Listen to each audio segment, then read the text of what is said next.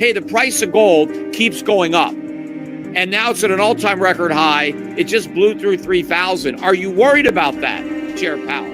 Are you worried that the gold market is saying something that maybe you've got your policy wrong?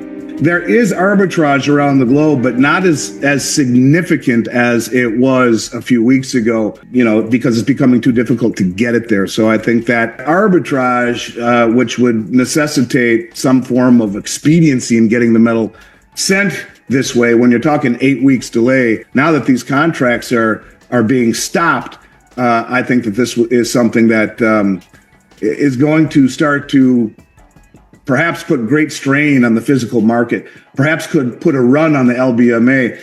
You're not going to see a move from 33 to 34. When silver moves, it really, truly moves. But normally that move takes a while to establish itself. And normally what establishes it is momentum in gold. During the Q&A, and I'm going to get into a lot of that. But one question that nobody asked, which should have been asked by everybody, was the price of gold. Nobody said to Powell, hey, what do you think about $3,000 gold? Because on Monday, gold closed above 3,000 for the first time ever.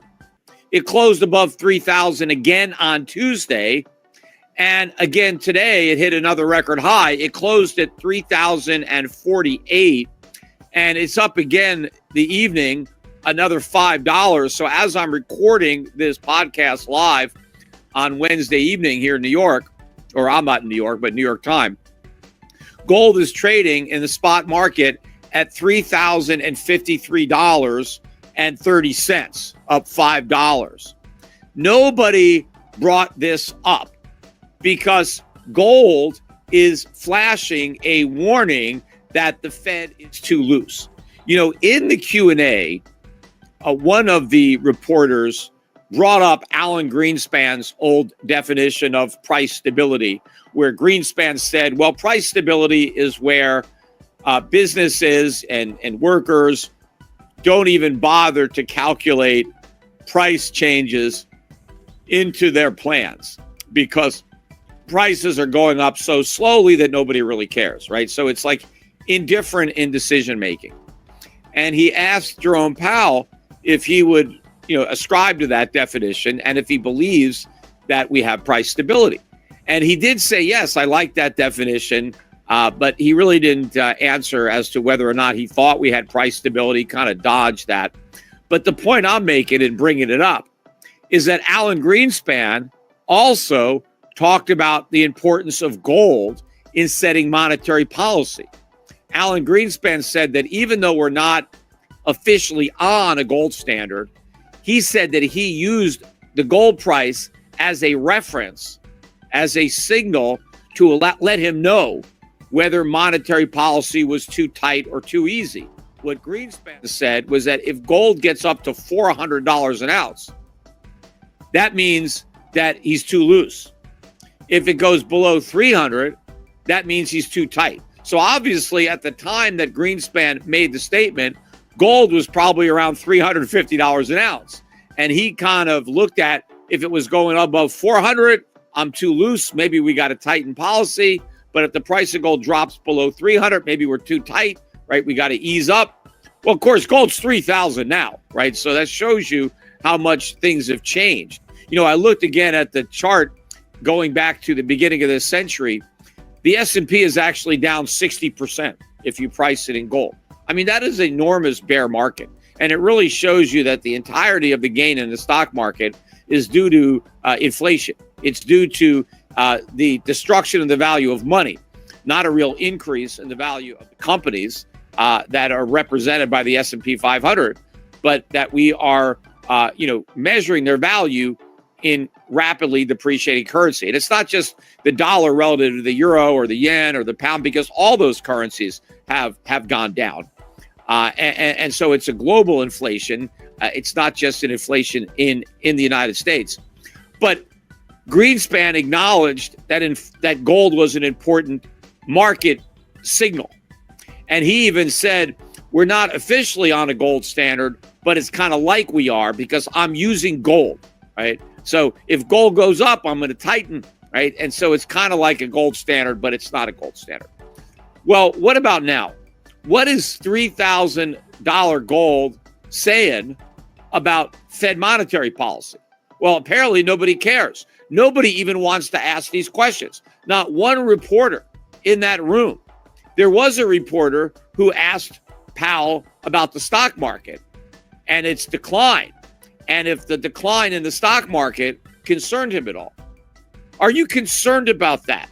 Right? Are you concerned that the markets are repudiating your policies, that the markets are telling you that interest rates are too low and that inflation is going to be too high? Nobody is even asking Powell, his opinion on that. I mean, I would love to hear his answer, although I'm sure, he'd find a way of weaseling out of it like he does for any question that he, either can't answer or is uncomfortable answering.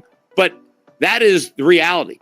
That is the real proof that the Fed is wrong, because you have a market that is saying that the Fed is too loose and that these rate cuts are a mistake whenever they come. The Fed should be hiking interest rates, not deciding when to cut them. No longer purchase forward contracts. You can't purchase futures contracts from New York on the LBMA. And so it's drying up the liquidity in London, where they would use, a lot of the banks would hedge their positions in London with forward contracts, derivatives, paper. Remember, in London right now, there's 200 and roughly, last week, I don't know, it's probably a little less now, but 279 million ounces of gold in London.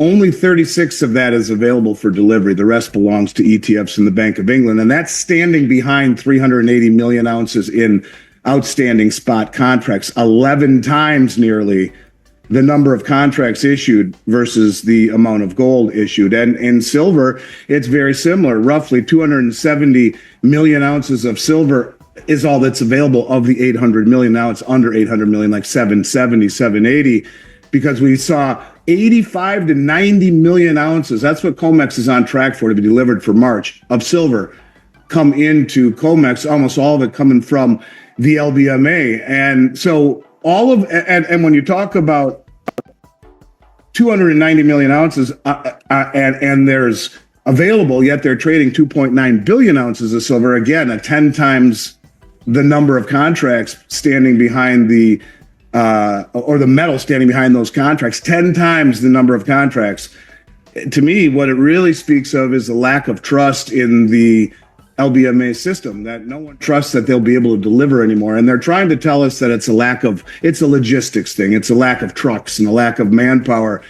I think they're realizing that the exchanges are being bled dry. And maybe now what we see is COMEX trying to distance themselves from the LBMA.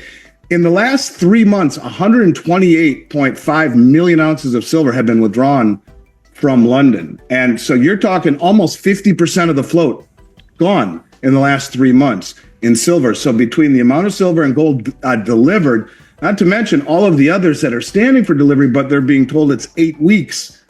It seems like they're turning up the heat. And maybe, just maybe, that rumor of Trump trying to stick it to the Bank of England is really true after all, because this is a very provocative move. And I think, it really does speak of the LBMA losing confidence globally in its ability to deliver. And this is the beginning. So I guess we'll see what the real reason is. Much like most of the things we've seen lately on the LBMA and COMEX, we can assume and surmise what the real agenda is. Mainstream would tell you that's not the case. I don't believe it. I actually feel that we are witnessing a shift from this paper market that all of us thought would never be broken into other hubs like Shanghai, like Moscow, like Dubai. These are cash and carry exchanges where the price setting is far more realistic, instead of a futures market where it's 90% paper and 10% physical. And no one ever stood for delivery. And you and I have been talking about this, and the logarithmic decay, little by little by little by little, and then bang. Are we at that point? Well, it sure feels that way when almost half of the available silver has been drained. And now they're saying it's logistics. We can't really get it over to you as fast as we would like. Demand for physical gold and silver is rising. And this is a move away from the Western markets. It's a big deal. We'll see how big it is. But yeah, I think this is something people really need to pay attention to, on top of the fact that it just continues to move higher. It seems almost every day now. Primarily affected private sector banks. It being gold was made a tier 1 asset for banks like Barclays, Bank of America, Citicorp, Daiichi Kangyo, those types of global banks. The buyers have been foreign central banks. I do believe that the Basel III Accords will be important to the gold price going forward when the private sector steps up to the extent that the public sector has in the gold trade. Other aspects of the Basel III Banking Accord probably indirectly will benefit gold too, in the sense that although the rules around gold were made less restrictive, there were other rules around the characterization of bank reserves. And in particular, the differentiation in reserves against debt instruments that were held for sale versus held to maturity.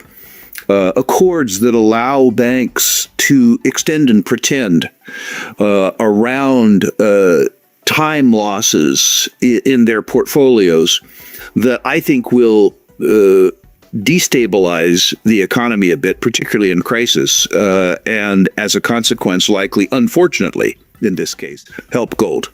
I hope that wasn't too wordy an answer. Silver, in my experience, has been more of a speculative instrument than gold.